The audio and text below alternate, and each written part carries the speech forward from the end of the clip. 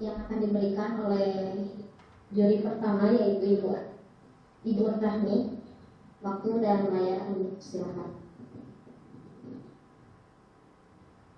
Baik, terima kasih. Suaranya apa sudah terdengar? Sudah. Jelas.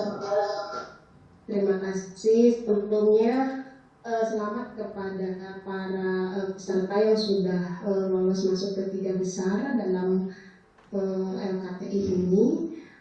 Mungkin penyampaian untuk kelompok pertama ya tentang sistem penyiraman berbasis IoT ya dari SMA ini 14 ya, SMA 14.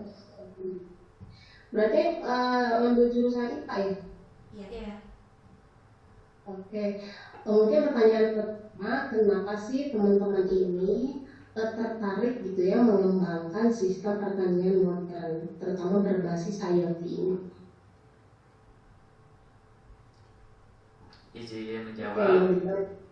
Boleh.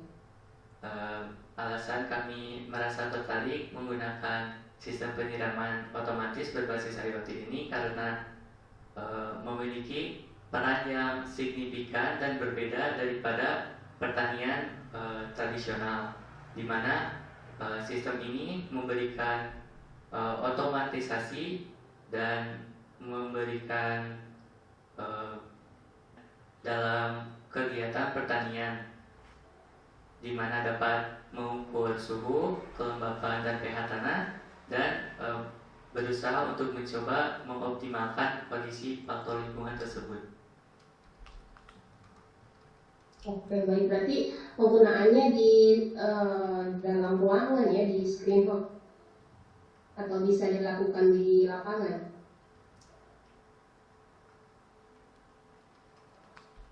Izin menjawab. Untuk penggunaannya kemungkinan dilakukan di ruangan yang semi tertutup. Oke, ya berarti di lingkungan yang tidak terbuka gitu ya. Soalnya kalau misalkan di lingkungan yang terbuka kan tidak mungkin kan kayaknya karena ada faktor lingkungan yang lain gitu ya.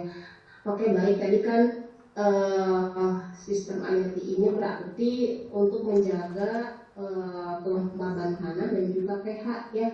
Sebenarnya seberapa penting sih peran dari pH ini dan juga kelembaban tanah ini untuk pertumbuhan tanaman cabai? Atau mungkin misalkan komoditas yang lain juga nggak apa-apa. Yang penting intinya seberapa pengaruh dari kelembaban tanah, ketersediaan air dan juga pH tanah ini. Setiap tanaman memiliki pH dan kadar kelembaban tanah dan suhu yang berbeda-beda. Izin menambahkan, setiap tanaman memiliki faktor lingkungan yang berbeda-beda, di mana salah satu faktor yang berpengaruh adalah suhu, kelembapan tanah, dan pH tanah. Di mana ketika faktor-faktor tersebut memiliki parameter, di mana ketika ketika suhu suhu yang optimal adalah 17 derajat Celcius hingga 27 derajat Celcius dengan kelembaban tanah 60% hingga 80% dan pH tanah 5,5 hingga 6,8 dengan rentang ideal sekitar 6,0 hingga 6,5. Oke, baik, terima kasih atas jawabannya. Mungkin ini diberi kesempatannya berapa pertanyaan ya? Boleh satu lagi? Boleh satu lagi? 5 menit lagi. Oke, mungkin satu lagi ya pertanyaan untuk kelompok pertama ini. Tadi kan pertanian modern IoT ini tentu saja didukung oleh faktor lain seperti website, kemudian wifi dan juga adanya bantuan listrik mungkin ya. Nah, bagaimana cara mengatasi jika salah satunya mengalami kendala, misalkan wifi-nya tidak jalan atau website-nya error. Nah, apa yang akan kelompok Anda lakukan untuk mengantisipasi masalah tersebut. Untuk Wi-Fi-nya bisa diganti dengan menggunakan modem. Dan Mungkin untuk masalah kelistrikan bisa diobservasi, dicari dulu kesalahannya di mana dan mencoba untuk memperbaikinya. Sudah cukup baik.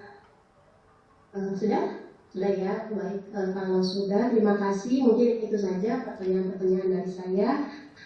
Semangat terus menulisnya. Semoga nanti kedepannya bisa mengikuti perlombaan karya tulis ilmiah yang lebih hebat lagi, gitu ya. Terima kasih. Mungkin segitu saja dari saya. Saya akhiri. Assalamualaikum warahmatullahi wabarakatuh. Waalaikumsalam warahmatullahi wabarakatuh. Terima kasih kepada Ibu Rahmi yang telah menyampaikan seperti tanya jawabnya. Untuk yang kedua yaitu sesi tanya jawab dari juri yang kedua oleh Ibu Anita. Waktu dan bayar 10 menit.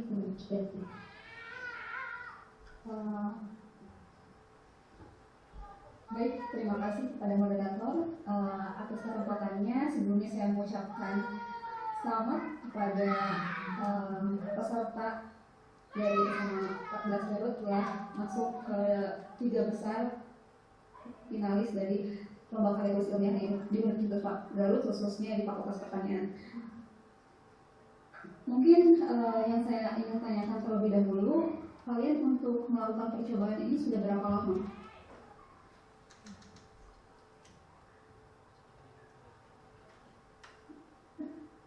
baik, untuk kami melakukan 3 bulan dengan rincian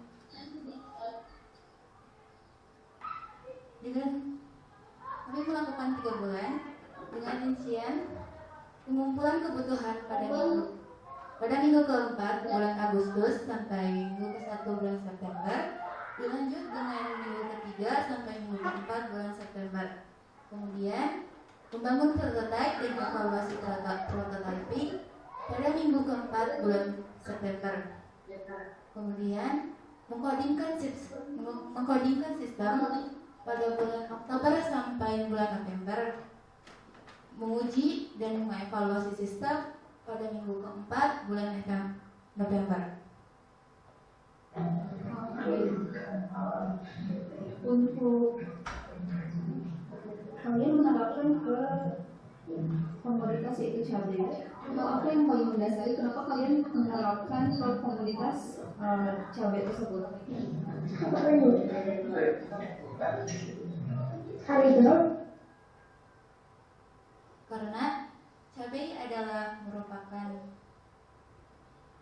Karena cabai merupakan komoditas strategis yang ada di Indonesia, namun faktor lingkungannya menjadi penghambat produksi. Dalam penanamannya sering terdapat faktor lingkungan yang dapat mempengaruhi pertumbuhan cabai merah.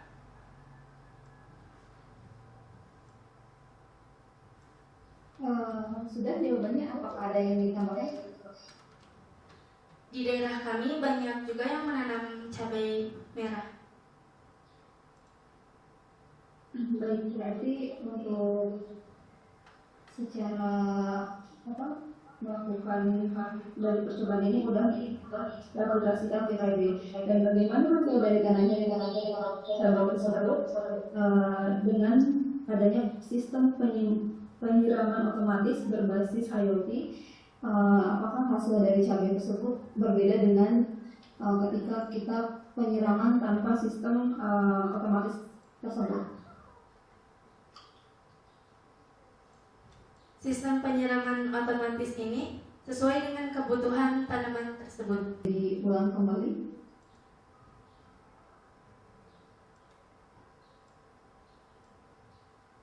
Izin menjawab, untuk penyiraman otomatis ini telah disesuaikan dengan faktor lingkungan yang mempengaruhi dari pertumbuhan cabai merah, sehingga untuk faktor lingkungan yang ada akan menjadi lebih optimal dan membuat hasil pertanian menjadi lebih maksimal.